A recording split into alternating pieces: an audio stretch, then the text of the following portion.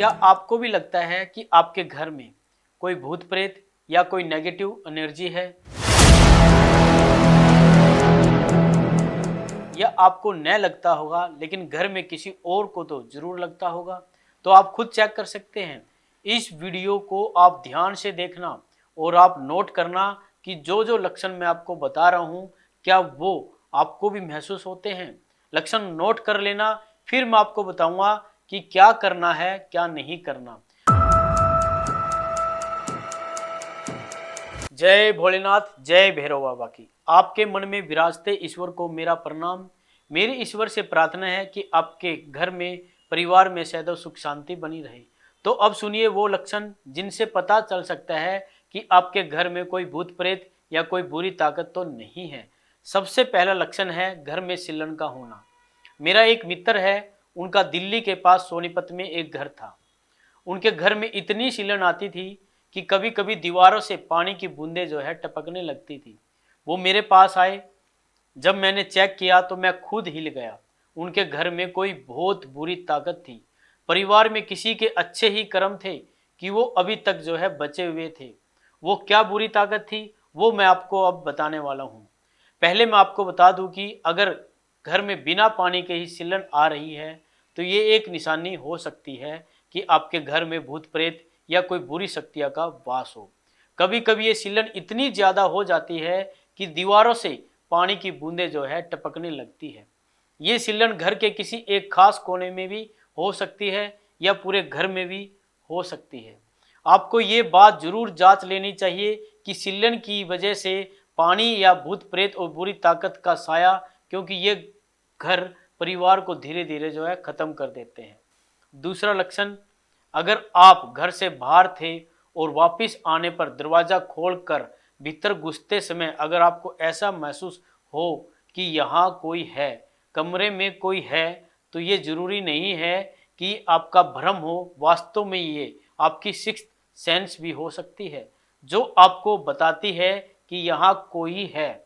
आपको महसूस हो जाता है कि यहाँ तो मतलब कोई है, या फिर अभी अभी यहाँ कोई था, दरवाजे खुलते ही चला गया।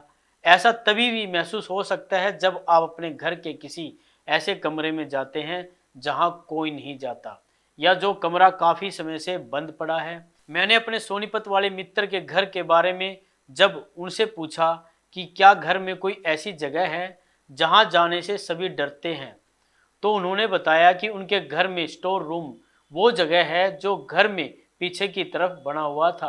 वहां जाने से उन्हें डर लगता था।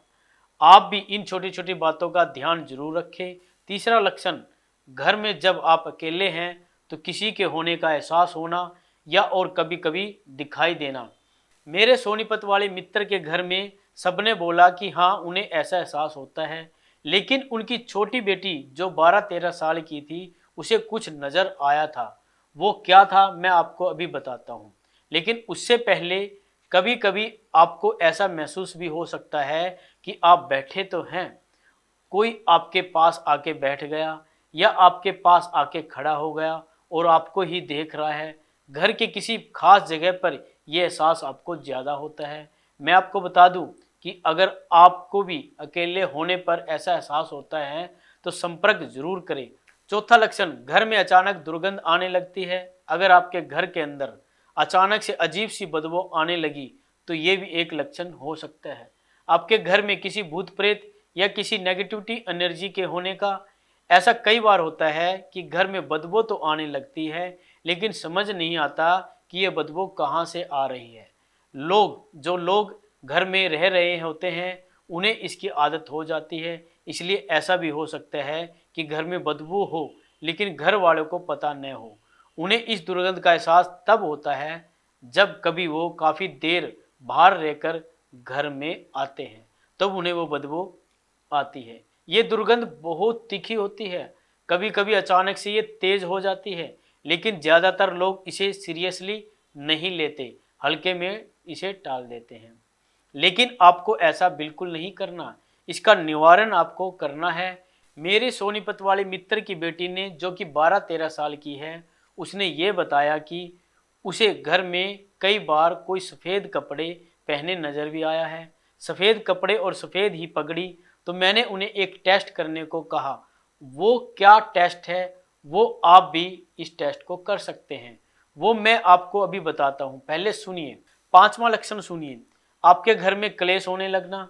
आपके घर में अब तक सब ठीक चल रहा था और अचानक से क्लेश होने लगा, आपसी झगड़े होने लगे। तो इसका कारण आपके घर में मौजूद कोई भूत प्रेत या बुरी ताकत हो सकती है, या फिर कुछ किया कराया भी हो सकता है। हो सकता है आपने घर बदला हो और नए घर में आते ही आपके घर में जो है मेंबर्स है वे आपसी क्लेश जो उनका शुरू हो गया हो। घर में हर समय अशांति सा माहौल जो बन रहा हो। मेरे मित्र के सोनीपत वाले जो मित्र है, घर में मैंने उसे एक खास तरह का कपूर लैंप जलाने के लिए कहा। उसमें नीचे दीपक जलता है और उसके ऊपर रखी कटोरी के नीचे काली मतलब जमने लगती है, मतलब काला जो होता है वो जमने लगता है। लेकिन इसे एक खास तरीके से जलाना होता है।